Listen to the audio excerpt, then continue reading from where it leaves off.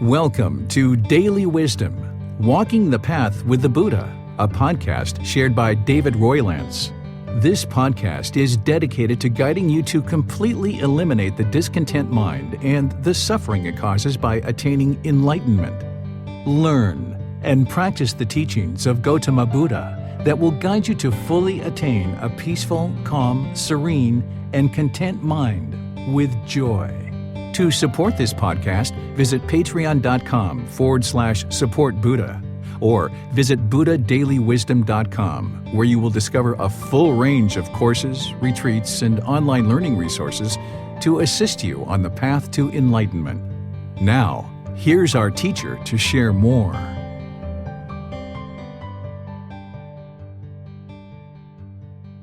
Sawadee Kap. Hello and welcome to Daily Wisdom, Walking the Path with the Buddha. Today is our group learning program, and each Sunday I go chapter by chapter in our book, Developing a Life Practice, The Path That Leads to Enlightenment. Today we're in chapter 21, which is titled, Do No Harm, What is the Future of the Planet?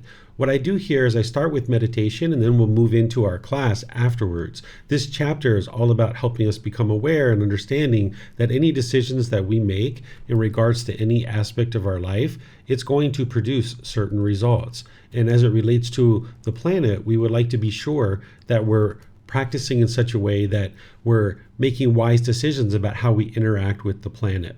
So I'll be discussing that and helping us to kind of discuss this as part of our class today. You'll see that we're going to do our class a little bit different than normal, but we're going to start with meditation just like we do all the time. So if you'd like to join for meditation, you're welcome to do that.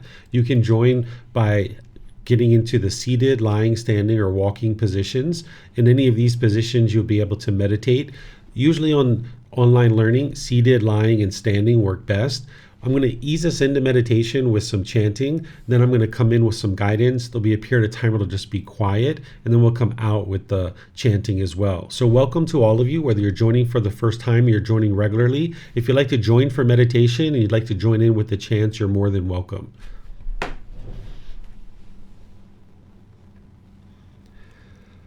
Arahang Samma Sambuddho Mahakawa Bhutang Mahakavanhang Apivateyami Savakato Mahakavata Tammo Dhammang Namasami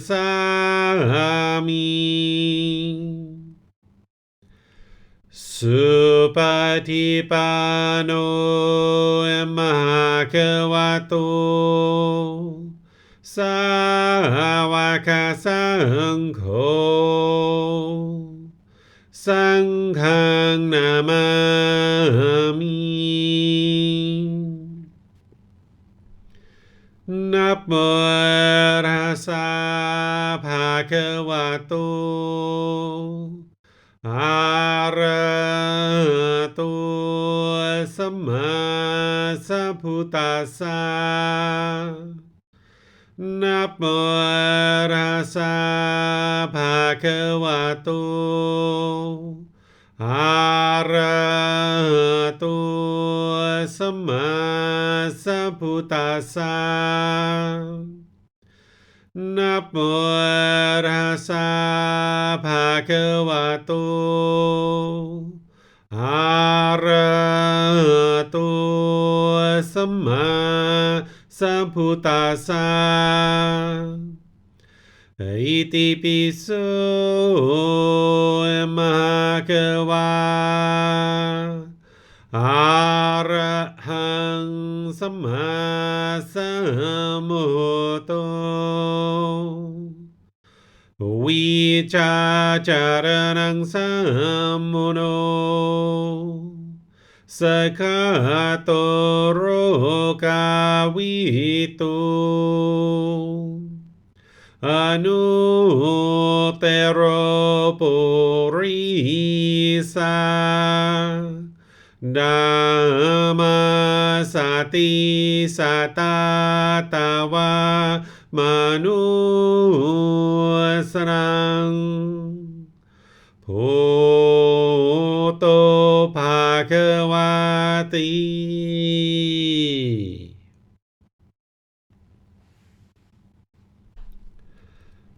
Okay, with the lower body and hands and arms comfortable, in the upper body erect, just close the eyes and start breathing in through the nose and out through the nose. Here you're just looking to establish the breath, a nice, natural, steady, consistent breath, not forced or controlled, just a gradual inhale through the nose, experiencing the full breath. And then, whenever you're ready, exhale out through the nose. Breathing in and out. Breathing in and out.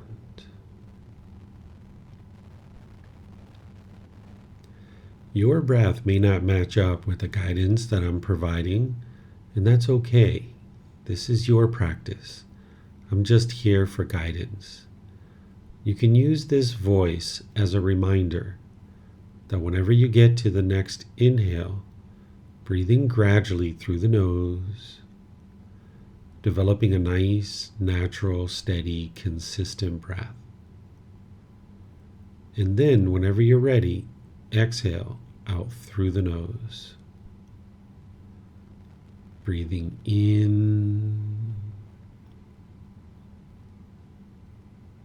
and out.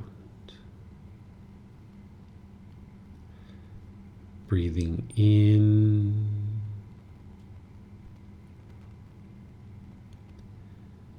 and out. With the breath well established, start fixating the mind on the breath, either the sound of the breath coming into the nose or the sensation of air moving over the skin into the nose. The breath is the present moment. Fixate the mind on the breath, the present moment. Breathing in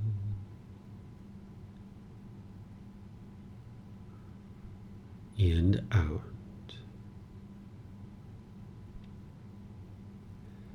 Breathing in and out.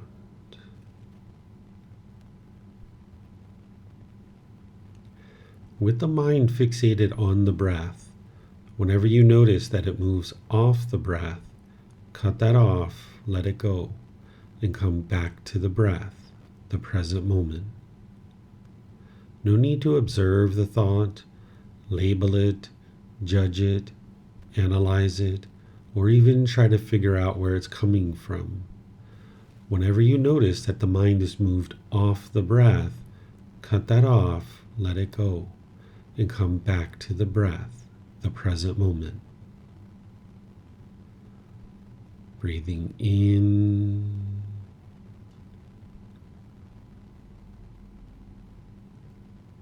and out.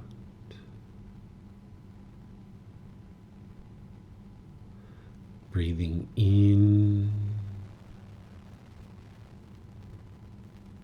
and out.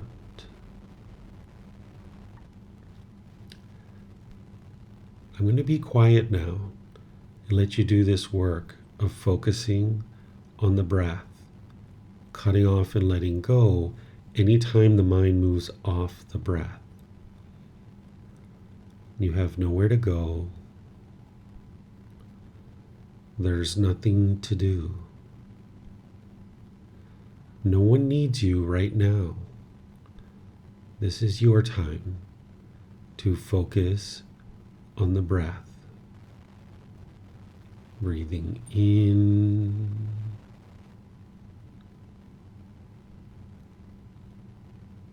and out.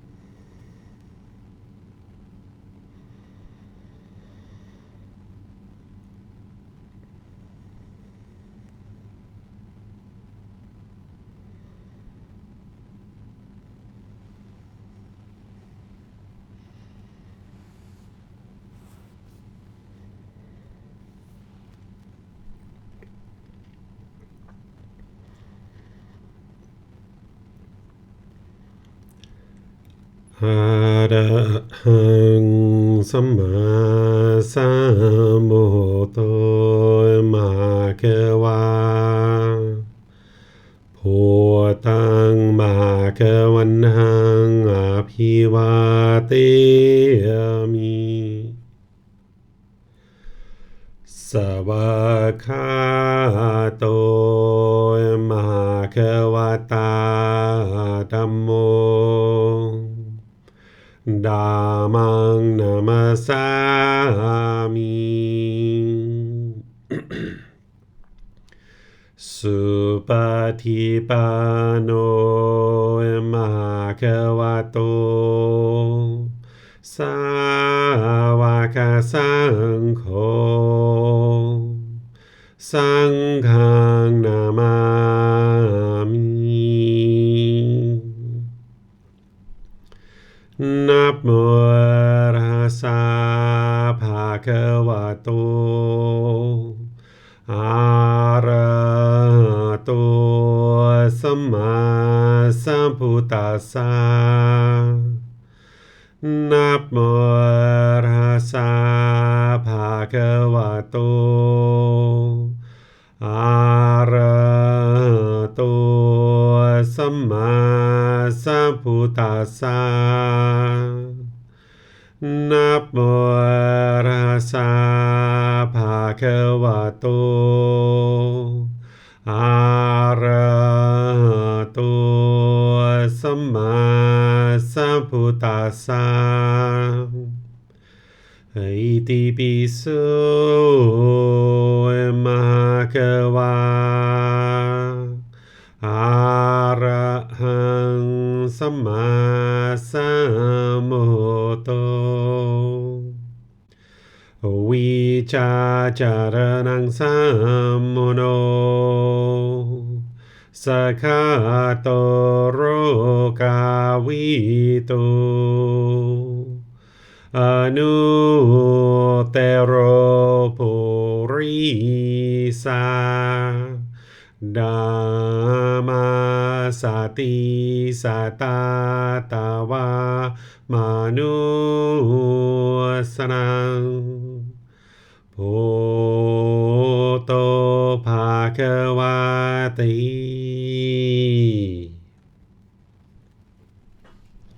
Okay, if you guys would like to slowly make your way out of meditation. Once again, welcome to all of you. Welcome to those of you guys here in Zoom and everyone who's joining us in other places like YouTube or Facebook, or if you're listening to this on the podcast or as a replay, welcome to everyone. Our class today is chapter 21. This is titled, Do No Harm, What is the Future of the Planet? This is where you start learning about how we can make decisions that are not only impactful to other beings through our intention, speech, and actions directly to another being, but the decisions that we're making in relationship to how we interact with the planet can affect the way that all of us experience life here on this earth. So in this particular chapter, I guide students to start thinking about the planet and start thinking about how you interact with the planet. All throughout the group learning program and all throughout the book, I share the foundational teachings that it takes for you to be able to get to enlightenment, like the 3 universal truths, the 4 noble truths, the Eightfold Path, the 5 precepts, the 3 poisons, what is the natural law of Gotama. I teach you meditation training and a whole host of other things. But now as we're getting towards the end of the book, there's a few things that I need to share with you that are going to help you as you're moving to this higher consciousness. Even during the lifetime of the Buddha, he taught about how to interact with the planet in a way that doesn't affect others. He instituted something that during his lifetime is actually still in place today, that during his lifetime, the roads and the sidewalks weren't really well marked out. So his ordained practitioners, when they would move from one town to the other, they would walk through people's property. This was a common thing, that you would just walk through people's fields or through their land, and it was well known, and this is something that happened. And this is ultimately one of the reasons why we moved to streets and sidewalks and things like this. But ultimately, during that time frame, 2,500 years ago, people were sometimes damaging people's crops or their land because during rainy season, when the earth was really soft, there'd be these large groups of people walking from one place to the other, and it would damage the fields, or it would damage the crop, or it would damage somebody's land. So the Buddha instituted some guidance with his ordained practitioners that during the rainy season, which is 3 months per year, that they would stay inside their temple. And essentially what they're doing during that time is they're really focusing deeply on their own practice, training their mind, working with their teacher, understanding things. And this is actually still around today. If you're an ordained practitioner, you would end up staying in your temple that you've ordained at for those 3 months. And all the other 3 months, you're traveling around and doing different things. But those particular 3 months, you're supposed to stay inside your temple. And this has been around ever since the lifetime of the Buddha as a way to not damage the crops. Because if you can imagine, during the lifetime of the Buddha, there was just multitude of people that were learning with him, countless people, and a lot of them were ordained. And if they went walking through people's crops, then it would damage the crop and damage the planting that they had done, and then that's going to affect the entire population, because now there's going to be less food for everybody to eat. So the Buddha taught, even during his lifetime, that we should be aware of the environment and how we interact with it, and make wise choices so that we don't impact the environment in unwise ways that is going to produce unwholesome results or unwholesome karma. And this is something for you to keep in mind as well as you're making your way to a higher consciousness and making wiser and wiser decisions, that you look at how you're interacting with the planet. And nowadays, scientists and researchers have shared with us that there's definitely been effects to the planet. That is something that they can see in their data. If you've been alive long enough, you've probably seen this during your lifetime about how things have changed.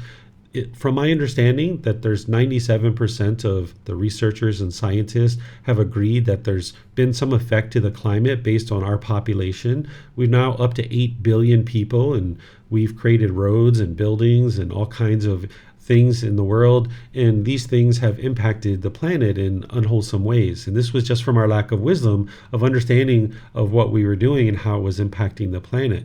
If you can get 97% of any population of people to agree to anything, that's pretty miraculous. But these individuals are all individual scientists all over the world pretty much, and 97% of them are agreeing that yes, there's some amount of climate change or effect to the environment that we've experienced as a result of our impact to the world and the way that we've inhabited this world.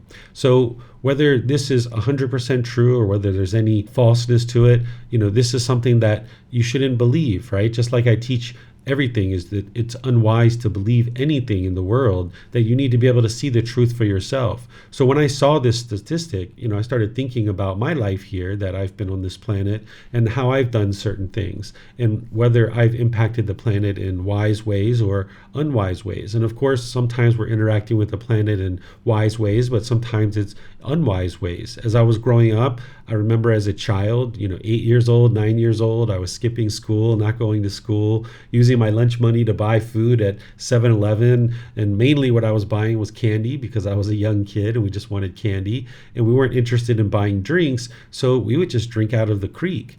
And we lived in a suburb right outside of Washington, D.C., just 30 minutes outside of Washington, D.C. We would just stick our lips down into the creek and slurp the water right up because it was nice and clean, and we didn't even think twice about it. And we never had any problem.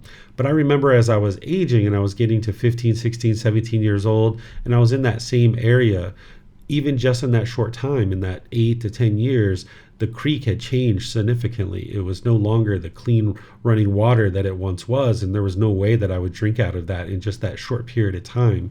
So I have independently verified that yes, we are impacting the planet in ways that are unwise. And this is just from our lack of wisdom. I know growing up as a child, when I first got my brand new car, it actually wasn't a brand new car, it was a used car, but it was brand new to me. As I was learning to change the oil, I was taught to just dump the oil in the woods and toss the oil filter in the woods. And then slowly but surely, as I was doing that, I started learning that that was unwise and that I shouldn't be doing that. But I know that during that period of time where I was doing that, there was an effect to the environment. And there's other things like this that I'm sure all have done over the course of our life. But slowly but surely, we gain wisdom and we start doing things in a different way, in a better way. And oftentimes when this topic of climate change and our impact to the environment comes up, sometimes people feel like they're lost and like, what can I really do as an individual? What can I really do in order to help the world to become a more clean and more sustainable place to live? So oftentimes we look to corporations or large organizations that are maybe polluting or putting toxins into the air, and we're thinking like, how could I as one person impact the planet based on my decisions? So I started looking at this as I was writing this particular chapter, and I came across a few things that it was agreed upon that as an individual person that we could do as an individual that could help the planet to be more sustainable and more healthy. And I'm going to share those things with you. But what I'm going to do as part of our class today is I'm going to have just a discussion, because rather than me sharing with you everything that I wrote in this particular chapter, which I'll share with you two of the things that I put in there, but rather than me share everything with you because you can read the chapter and see what I wrote, what I'd like to do is I'd like to kind of have a discussion here where those of you guys in Zoom and Facebook and YouTube, we can discuss things that we're currently doing in order to make wiser decisions about how we interact with the planet. Because all of us, I'm sure, are making some different decisions that we didn't once make, and we've had to slowly change the way that we do things. And that's what this path is all about, is letting go of unwise things, letting go of harmful things, and moving to more and more harmless decisions. And I'm sure that even before you guys started studying with me, that there were probably things that you were doing that were helpful to the planet. And rather than me just share with you all the things that I'm doing, I think it'd be really great for all of you to also share things that you're doing, so that now when we walk away from the class, we walk away with maybe 2, 3, 4, 5 things that we aren't currently doing that we heard from somebody else that we can now maybe incorporate into our life, and it'll help us. So I'll share with you the 2 things that I uncovered, but then I'm going to invite all of you to share things that you're maybe doing that is helpful and that you have decided to start doing, and you think that this is a helpful thing as an individual that you're doing, and maybe you would like to share 1 or 2 or 3 things with others. If you'd like to share during the class, if you're in Zoom, you can just electronically raise your hand and then open up your mic and you can share. And if you'd like to turn on your camera, that'd be great, because the way I've set up our live stream is that our cameras from Zoom can actually go into the live stream, and the people on YouTube and Facebook will be able to see you and be able to get a chance for the community to meet each other, now that we've been spending so much time together over the last few months, that now we can interact with each other in this way. And those of you guys in Facebook and YouTube, you're welcome to put your thoughts into Facebook and YouTube.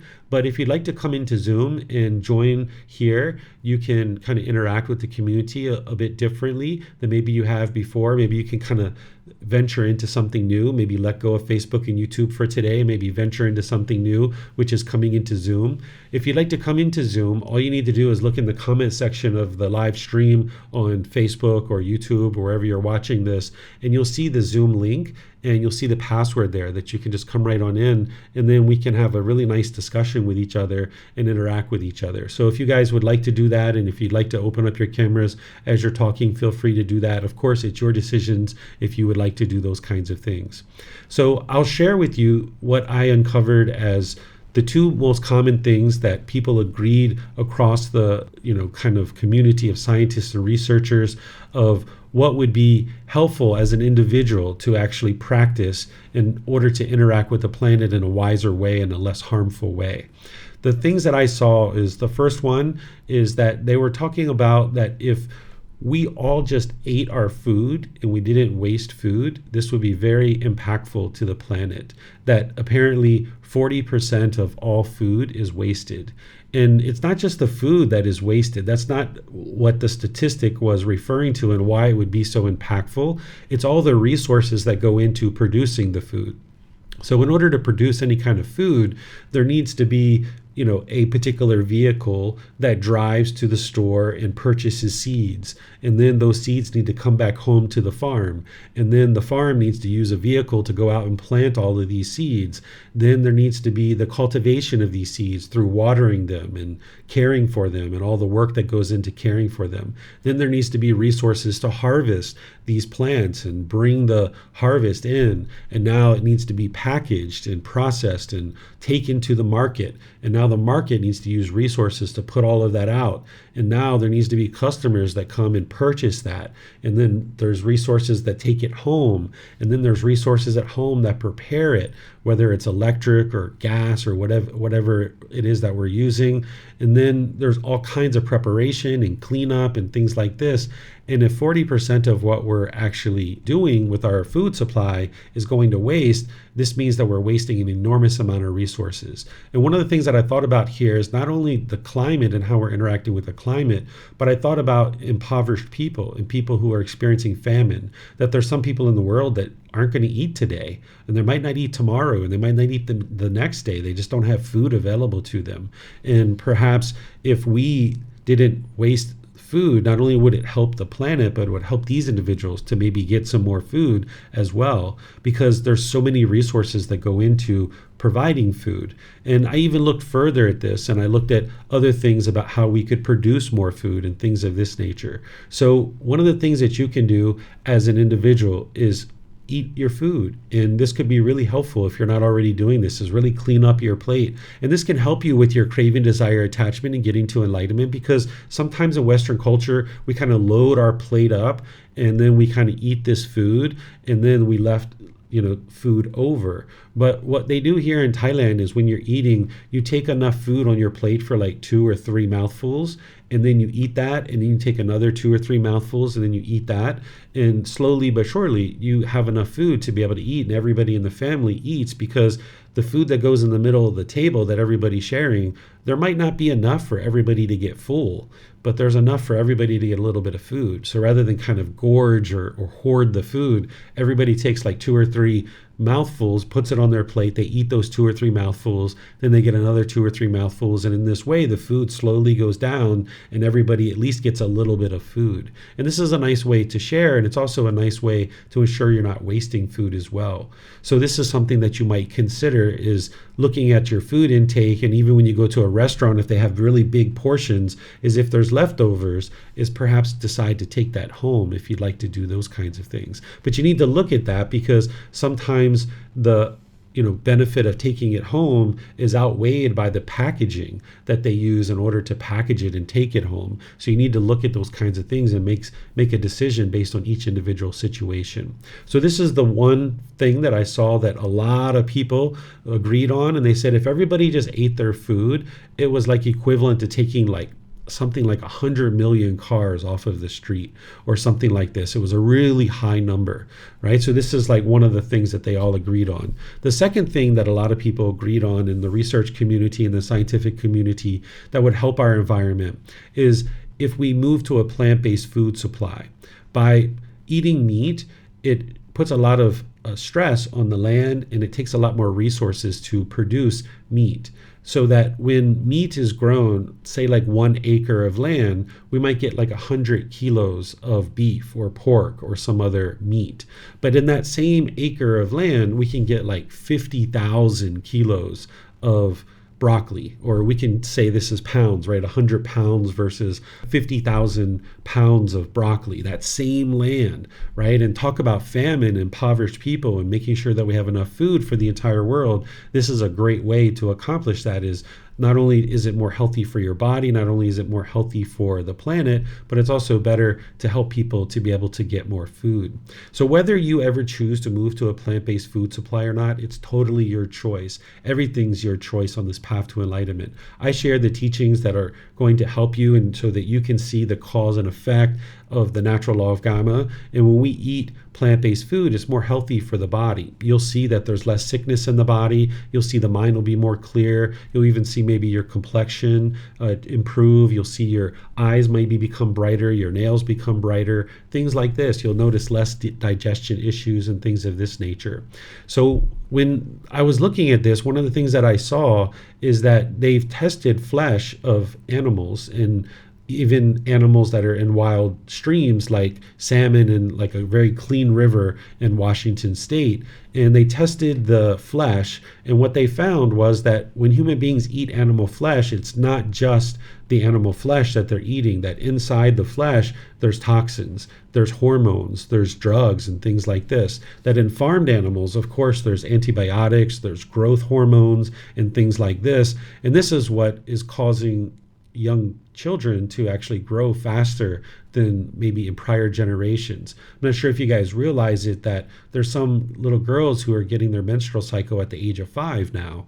I noticed that my son, when he was eating meat, that he had more hair on his legs at the age of 8 than I had when I was like 12 or 14, I think, maybe even 15 or 16. He no longer eats meat anymore, but for a long time he did when he was first born, and he had all this hair all over his legs, and I can only think that this is coming from the growth hormones in the meat that he was eating. So as we're eating meat, not only are we eating the flesh, but we're eating these kinds of things in farmed animals. But even in wild animals, like wild fish, they were finding cocaine, antidepressants, and things like this, because we've been flushing all of this stuff down in the toilet for so many years now that it's polluted our water table. So the wild animals are drinking this groundwater, the fish are swimming in it, and then when we're eating it, it's affecting the health of the body. And we can see this impact with something as recent as COVID, that this came, it sounds like, from a market where they were selling animals, and this allowed the virus to jump from the animal world into the human world. And it's not just COVID that this happened with, that it was also, HIV, swine flu, bird flu, mad cow disease, all these different things like this have made their way from the animal world over into the human realm. And we're experiencing continuous sickness and illness because of our choice to continue to eat meat. And we can choose to solve that. While vaccines may help some people to be able to become immune to any kind of illnesses that come in from the animal realm, this doesn't actually solve the problem, because that's not the root of the problem. It is the choice that we're making to be able to interact with animals that is causing these viruses to come from the animal realm into the human realm. So the real root cause here is our decision to interact with the animal world in the way that we are. And if we choose to move to a plant-based food supply, not only do we see that the planet improves, that our health of our body improves, but we can see that there's going to be less and less disease and illness coming from the animal realm into the human realm for us to deal with things like COVID. So these are the two things that I saw, and I'd like to, like I mentioned, open up to all of you guys to see what it is that you might be doing that is helping you and you feel like it's helping the environment as well. Because these are the two that I saw that all the researchers were pretty much agreeing on, and the top kind of 5 or 10 items that they said we could do as individuals. That is that we could move to a plant-based food supply, and that we could clean up the way that we are interacting with the planet through all the other things that we're doing and all the things that we're looking at in terms of eating our own food and paying attention to our food and the way that we eat, because those are decisions that we're making on a day-to-day basis. And not only can it help the planet, it can help us, and it can even help others that are maybe needing of food. So I'm going to turn this class over to all of you guys. If you guys would like to share in Zoom, all you need to do is electronically raise your hand and I'll see that, and then you can unmute your mic. If you're in Facebook, YouTube, you can put your thoughts and your comments into the comment section, or if you'd like, you can come into Zoom and we'll be able to have a nice discussion here. So is there anybody who would like to share any thoughts on what it is that they're doing on a daily basis and things that they've seen either for themselves or maybe people in your family or your friends are doing in order to help improve the decision making for what we're experiencing and how we're interacting with the planet? This way we'll be able to walk away with a list of things that maybe we might decide to do or implement into our own life. So again, I'll just turn things over to all of you guys.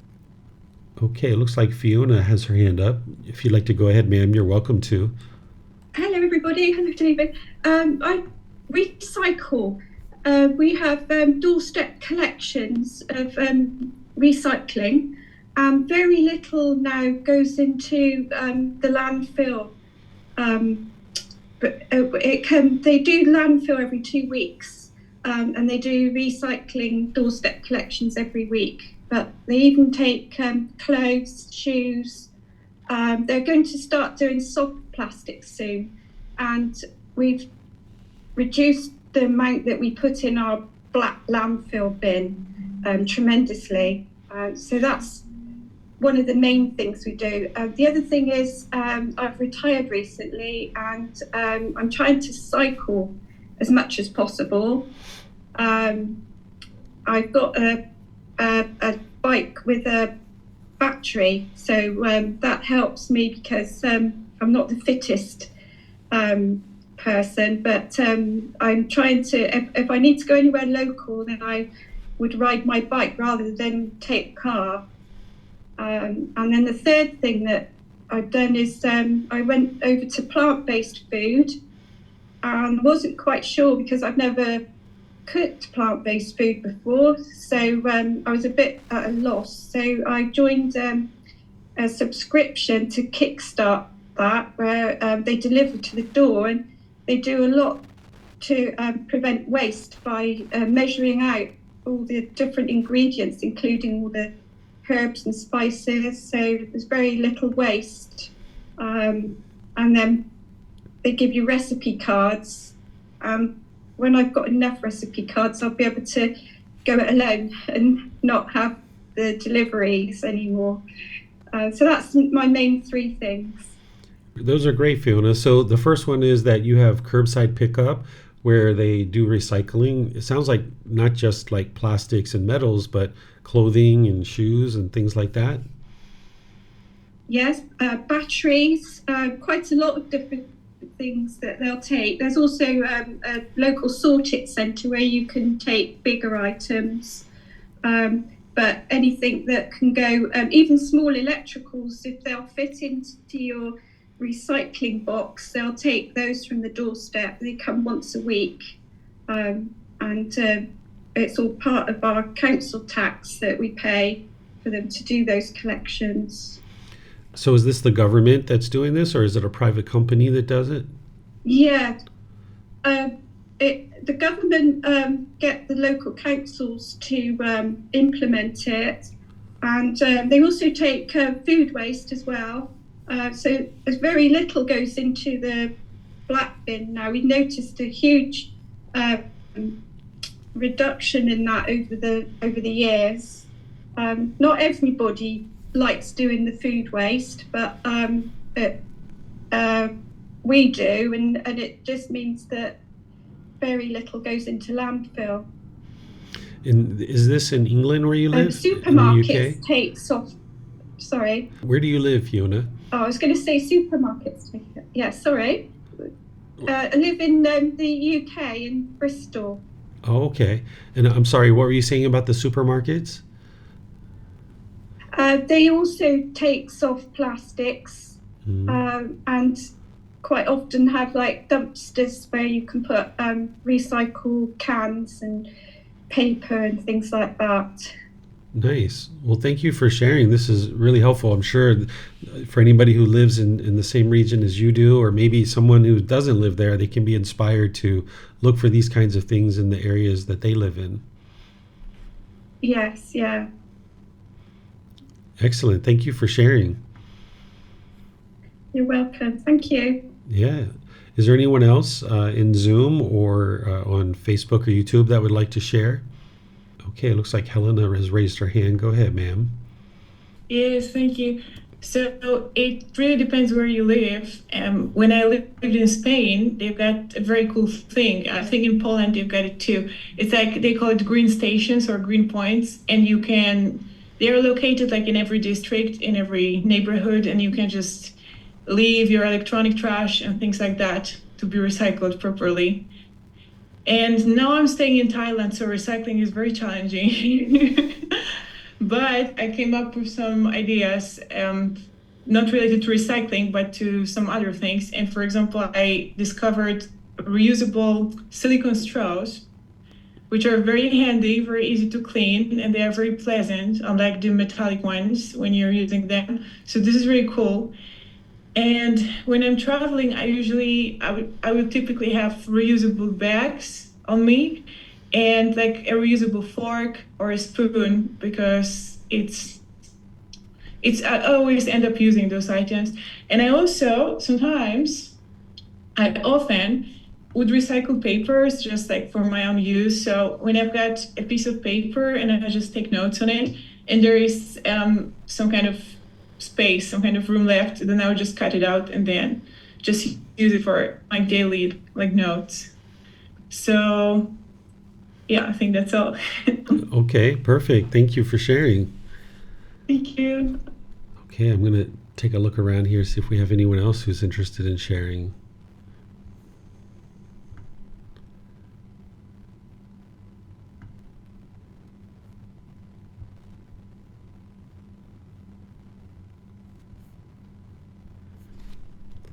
Okay, I'm not seeing anyone else raising their hands or anybody. Looks like, oh, Steve would like to talk, but he can't find the thing to raise his hand. Here we go. Go for that. You should be able to unmute now, Steve.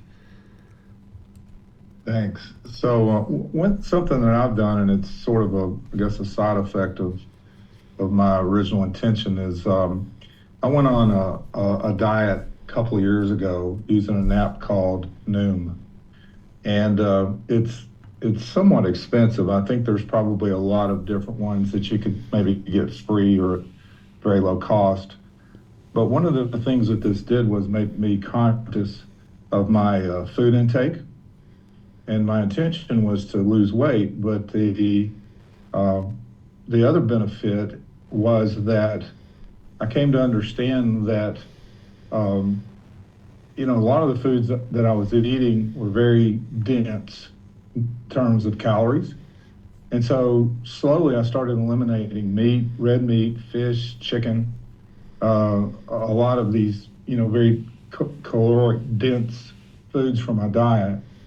And at this point, I think I ate a hamburger last week, and I was trying to remember the last time I had red meat, probably 6 months.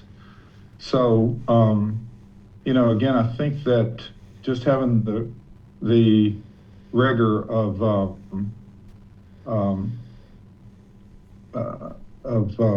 recording, the things that you eat each day, for me, allowed me to move to almost exclusively a plant-based diet. So for those that are interested in losing weight or maybe going vegetarian that way, again, I didn't intend to, the purpose wasn't to become, vegetarian, but for the most part I am, because of the fact that I could eat a lot more food and still lose weight if I eliminated meat. That's what I did. All right. Thank you for sharing that, Steve. I can tell you've lost weight because when I first met you, you didn't appear this way. I was fat, huh? I wouldn't say that. I got quite a bit of fat here. You're calling me fat, David. I wasn't saying that. I know it's in your face because that's the only part I've seen, right? I can see it in your face that your face is slimmed down. I've lost about 25 pounds in the last year. I still have a little bit to go, but again, and I feel much better eliminating the meat. It's remarkable how much better I feel. So, what are the things what are the things you've noticed since eliminating meat? My digestion is better. I have more energy. I'm not sluggish. Typically if I ate a big lunch, I would get, very drowsy in the afternoon. And now, I can still eat a big lunch, but it's, vegetable and it's low in calories, and it just, I don't have the drowsiness or sluggishness that I had before. Oh, that's good news. Yeah, I noticed those things too. Kind of like brightens up the mind a bit. You have more sustainable energy. I also noticed the digestion too. Moving here to Thailand, the bacteria from one part of the world to the other is different. I would frequently get all kinds of diarrhea and indigestion and all kinds of things going on in the stomach, even to the point of needing to go to the hospital and getting IVs at one point. I was getting dehydrated, but after switching to plant-based food, none of that stuff goes on anymore. I don't get any of that kind of stuff because, bacteria lives in the meat. So when I was eating the meat, it was affecting the digestion and irritating that. Okay, let's see what else we might have. Is there anyone else in Zoom that would like to share? Okay, it looks like Joe has his hand up. Go ahead, sir. Hey, I don't have much to contribute, I guess, but I thought I'd just say that we compost, so we throw away all food waste. And lately, I've been trying to do smaller portions for everybody because I have kids too. So they don't like to finish their plate. So I find that if we put just a smaller amount, I'd rather, like you said, ask for more than scrape it in the compost or trash. And just that along with recycling, things like no water bottles. We really, I haven't had a water bottle in years. So just stuff like that, pretty basic around here. Yeah, well, every little bit helps, right? I remember growing up as a kid, we weren't really taught these kinds of things. I remember driving down the road, going from grandma's house to back to our home. If we had trash in the car, it was just chucked out the window. That's what we learned growing up. But your children are learning something very different, which is going to impact them and is going to impact their children if they choose to have children as well. Yeah, small admission. I guess I used to, 10 years ago, I smoked cigarettes, and I've thrown a number of cigarettes out the window, I guess. So I'll have to deal with that, I guess. But that's pretty much it, I guess. Yeah, all right. I know what it is. Well, thank you for sharing. Let me take a look around and see if there's anyone that has anything in Facebook or in YouTube. Okay, I'm not seeing anything anywhere. Just like to really take my time and be sure anybody who's interested in sharing has an opportunity to do so. Okay. All right, I don't see anybody else. So what I'll do here, just to kind of wrap up our class today, is I definitely recommend reading this chapter. Perhaps you're in the process of reading each individual chapter as part of our group learning program here. This is really helpful for you because there's certain things that I teach in the classes that aren't in the books, but there's certain things in the books that aren't in the classes too. So a combination of both of these will really help you.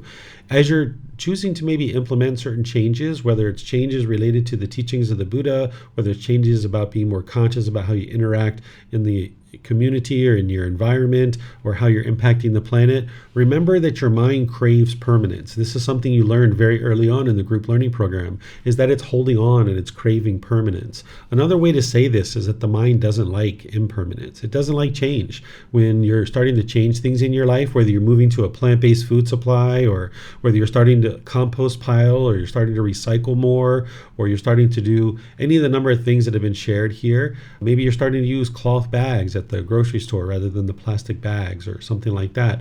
Anytime you're making any kind of changes in your life, the mind's not going to like it because it doesn't like that impermanence. It's craving permanence. It's wanting things to permanently be one particular way. So one of the best ways to implement any kind of improvements or changes in your life is to do it slowly, small incremental steps. And it's to the point where your mind almost doesn't even notice what's going on. So since Joe talked about cigarettes, and I actually used this example this morning at the temple too, is let's just say I was smoking 20 cigarettes a day. If I was interested in getting away from that, oftentimes going cold turkey is too hard for the mind and too hard for the body. One of the things that you do, whether it's cigarettes or anything else, is you gradually move away from it. So maybe you go down to 18 cigarettes a day for maybe a week or two. And then you go down to 15 for a week or two. Then you go down to 12 or 8 or 6. And then slowly but surely, over multiple weeks, you're gradually decreasing these cigarettes and to the point where the body and the mind has adjusted and it's okay with this impermanence. This is a way that you can take things that are unwholesome out of your life, gradually scaling them down. But you can also do this with wholesome things too. If you're moving to a plant-based food supply, if you were to just try to snap your fingers and do that, it's going to be very challenging for the mind and for the body. Instead, it would be wise to just do this gradually, where you're maybe looking for new recipes, or you're finding new restaurants, or you're looking for new suppliers of food. You're figuring out how to sustain yourself with this new changes in your life. And one of the ways you might decide to do that is maybe one meal plant-based, one meal with meat, one meal plant-based, one meal with meat, or maybe one day plant-based and one day, continuing to eat meat and things like this. And then slowly but but surely you increase that, where it's 2 or 3 meals or 2 or 3 days that are plant-based and 1 meal or 1 day that is with meat. And then you gradually expand that over time, doing that for multiple weeks, where maybe you're setting up a certain success for yourself, where you're doing one particular thing of maybe 1 meal with, 1 meal without, 1 meal with, 1 meal without. And then you just do that for a week or two. And then you do 2 or 3 meals without, and then 1 meal with, or something like that. And then this way you can gradually move the mind to something wholesome. And you can do this in all parts of your life, whether it's getting away from coffee or getting away from cigarettes, getting away from anything that's unwholesome, except for maybe something that's a really illicit drug, maybe like cocaine or alcohol or, crystal methamphetamine. These kinds of things, you really need to get into like a detox or something like that. It would be wiser to do it that way. But things like what we're talking about here, some of the lighter cravings, you can just gradually, incrementally move the mind away from something unwholesome, but at the same time, you can gradually move it towards something that's wholesome, and you'll find much more success in this kind of approach. So thank you guys, for those of you guys that shared what it is that you're doing, and these are great suggestions for all of us to consider. Next week in our group learning program, we're going to be in chapter 22, which is titled Mental Health, a Modern Day Delusion. This is where I'm going to help you to understand how certain symptoms that individuals experience and that are currently associated with mental illness, and maybe people are saying that there's a defective brain, through training the mind, you can actually resolve a lot of those symptoms. It's very common and very straightforward that as you're training your mind, which is one thing, and the brain is something different, that as you're training the mind, there's an effect to the brain. So I'm going to walk you guys through this and help you see that a lot of these symptoms that people are experiencing, whether it's you or people around you, can all be resolved through training of the mind and eradicating the pollutions that the Buddha described in his teachings as the 10 fetters. Slowly but surely, the mind can eradicate the symptoms of things like bipolar disorder, schizophrenia, any kind of eating disorders like bulimia, anorexia, ADHD, ADD, things like this and others can all be eradicated and understood through the teachings of the Buddha. And then there are solutions to be able to help an individual. So this is what we're going to be doing next Sunday. And then on Wednesday, of course, I do meditation and I open up to any and all questions that you guys have. This Wednesday, in the middle of the day, I'm going to be starting my journey towards Mexico, because I'm going to be in Mexico for 3 weeks sharing the teachings. There's 2 different cities that I'm going to be teaching in, but I've arranged my travel schedule in such a way that I'm going to be able to still continue to teach the regular classes on Sunday, Wednesday, and Saturday at the same exact times, even though I'll be teaching at certain times in Mexico. The way that I've organized the schedule, I should still be able to teach the normal classes that I always teach. So you'll be able to still log in and still attend the classes either in the morning or the evening, the same exact schedule that I have now. But because of impermanence, and I'm going to be moving around the world, and I don't know where I'm going to necessarily be, what the internet connection is going to be, whether I'm going to be on the side of the road with a flat tire or something like this, there could be some impermanence. So if you're logging in and I'm not here within 5 minutes of class time, you can be sure that there's some impermanence along the way. And perhaps what you might decide to do in those situations is, all these classes have been recorded, is that you could just go to our YouTube channel and you could search for that particular topic by the chapter, say like chapter 23 or chapter 24. You'd be able to find that in YouTube and watch that, because I've recorded it many times. But I'm still going to be committed to the live classes and be working to be able to still teach you guys live as I typically do, but just understand that there could be some impermanence somewhere along the lines, a missed connection, or, a flight that's delayed or something like this. So perhaps those things won't impact us, but they possibly could. When I traveled 2 years ago and I went to Egypt, I got to a point where there was just no internet connection that could support the live stream. But I think the internet in Mexico is actually a lot better than what I was experiencing in Egypt. But just to give you guys a heads up that there could be some impermanence along the way. So thank you guys for understanding that over the next few weeks. And then at the beginning of October, I'll be back here in Chiang Mai, continuing to teach from here. And we're actually going to be restarting this group learning program on October 20th from the very beginning. That's about 5 or 6 weeks from now. It seems like we just started this one, just recently, but we've actually been teaching now for almost 6 months, and we're going to be restarting on October 20th. So if you or somebody you know would like to restart the program from the very beginning, that's the first day of the restart on the 20th of October. It's a Sunday. And then for some of you guys, you might be thinking about moving into the Pali Canon English study group or retaking this one, or maybe even doing both at the same time. There's all these options available to you. So there's these kinds of things that you might be considering as you're nearing closer and closer to the end of this group learning program of, do you think that it would be wise for you to restart this one and do this one again? Or would it be wise for you to move into the Pali Canon and English study group? Because that Pali Canon English study group, it's a 1.5-year program, but you can really start it at any time. And we just restarted it recently back in July. So it's kind of a nice time to start because we're in volume 3 of the book series. And this is where you'll get a real spectrum of all the teachings of the Buddha. And it's a different style of class. It's a different style of learning. It's more of a study group versus me teaching the way that I do in the group learning program and all the other courses and retreats. So again, thank you all for coming to class. Thank you for your dedication and interest to learn and practice these teachings. Thank you for reading. Thank you for, doing the work outside of class to meditate and all the things that you do to improve your practice and make the world a better place through your wise decision making of the way you interact with human beings and animals and the way that you interact with the planet. So thank you so much, and perhaps we'll see you guys in a future class. Take care and be well. Sawadee ka. Thank you for listening to this podcast. To provide support for this podcast, visit patreon.com/support Buddha. To access more teachings, visit buddhadailywisdom.com. There, you will discover a full range of courses, retreats, and online resources to assist you on the path to enlightenment.